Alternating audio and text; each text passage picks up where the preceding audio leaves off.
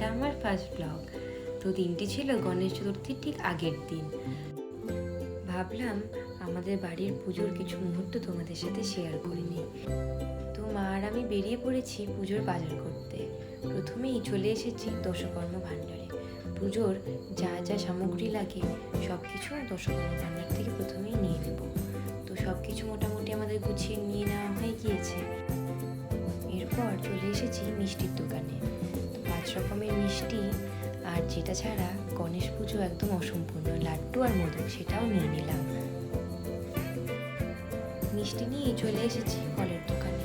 তো এই দোকানটিতে খুব একটা ভালো ফল ছিল না, আর ডাবও ছিল না।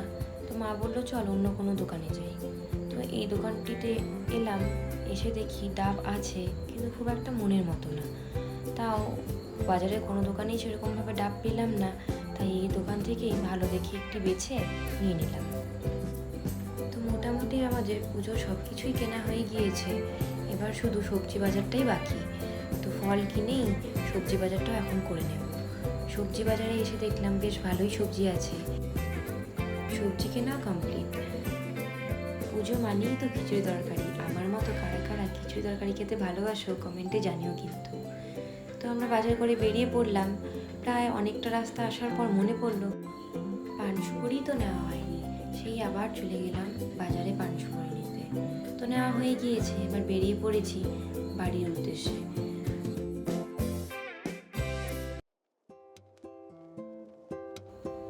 আজ গণেশ পুজো, উঠে পড়েছি সকাল সকাল। কাল বাজার থেকে ফিরতে অনেকটাই লেট হয়ে গিয়েছিল, সেই জন্য আর কোনো ভিডিও ক্লিপ নেওয়াই হয়নি। তো সকাল সকাল আজ স্নান সেরে ফুল তুলতে চলে এসেছি আমাদের ফুল বাগানে।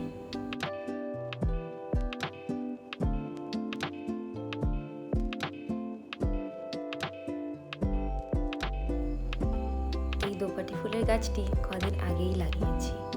কত ফুল ফুটেছে দেখো, আর ফুলগুলো দেখতেও এত সুন্দর, পুজো দিলে দেখতে খুব সুন্দর লাগে। আমাদের বাড়িতে অনেক ধরনেরই ফুল গাছ আছে, অন্য একদিন তোমাদেরকে সব ফুল গাছগুলো দেখাবো। অনেক ফুলই তোলা হয়ে গিয়েছে, এবার ঘরের ঠাকুরকে পুজো দিয়ে দেব। তো বসে পড়েছি পুজো দিতে। আর এই যে এক ঝুড়ি ফুল দেখছো, এরকম আরও এক ঝুড়ি ফুল রাখা আছে। তো মা কাকিমা ওইদিকে অনেকটাই জোগাড় সেরে ফেলেছে। তো আমি পুজো সেরে ওখানে চলে যাব জোগাড় করতে। তো মা বলল আমাদের মোটামুটি সব জোগাড় হয়েই গিয়েছে, তুই একটু শুধু ফলগুলোতে সিঁদুর লাগিয়ে ফলগুলোকে আলাদা করে রেখে দে। তো তাই করলাম আমি। এই দুব্বগুলো কালই তুলে জলে রেখে দিয়েছি যাতে তাজা থাকে। দেখো কি সুন্দর তাজা সবুজ হয়ে আছে। তো দুব্বগুলো গুছিয়ে রাখলাম। এরপর পুষ্পপত্রে মা বললো ফুলটা সাজিয়ে দে। তো ফুলগুলো সাজিয়ে দিলাম পুষ্পপত্রে। ফুলগুলো গুছিয়ে রেখেই চলে যাবো এবার রেডি হতে। ভেবেছি শাড়ি পরবো, প্রতিবার পুজোতেই শাড়ি পরি, কিন্তু যা গরম পড়েছে এবার শাড়ি পরে থাকাটাই কঠিন। ভেবেছি মায়েরই একটা শাড়ি পরবো। তো এই শাড়িটা চুজ করেছি, আর এই শাড়িটার সাথে ম্যাচিং করে এই ব্লাউজটা পেয়ার আপ করবো। তো এই শাড়িটার সাথে খুব হালকা কিছু জুয়েলারি পরে নেব। এত গরমে তো আর বেশিক্ষণ শাড়ি পরে থাকা যাবে না, তাও পুজোতে বসবো, এটাই একটা আনন্দ।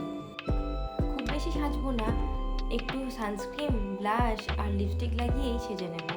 আর এদিকে মা শুধু বলেই যাচ্ছে তাড়াতাড়ি সেজে নে, তাড়াতাড়ি সেজে নে। ঠাকুরমশাই ফোন করলো এখনই চলে আসবে। ওদিকে প্রায় অনেকটাই জোগাড় এগিয়ে গেছে। তো চলো তাড়াতাড়ি সেজে নিই।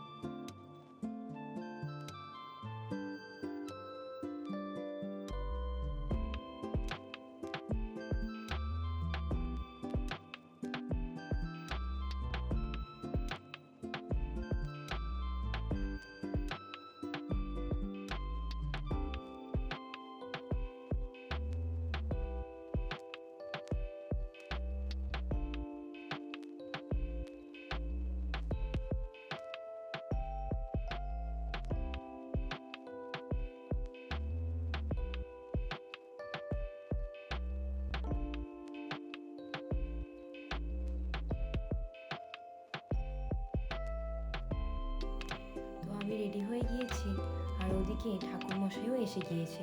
চলো পুজোর ওখানে যাই।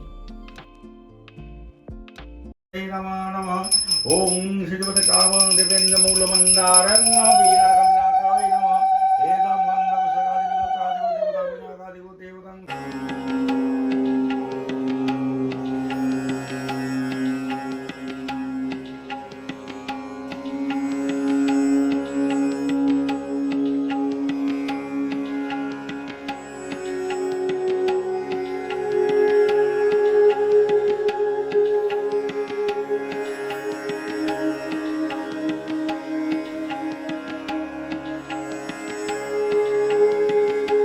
अष्टप्रधानोग्निप्रग्नाय नमः स्वाहा ओम अग्नेवे स्वाहा ओम अग्नेवे स्वाहा ओम अग्नेवे स्वाहा।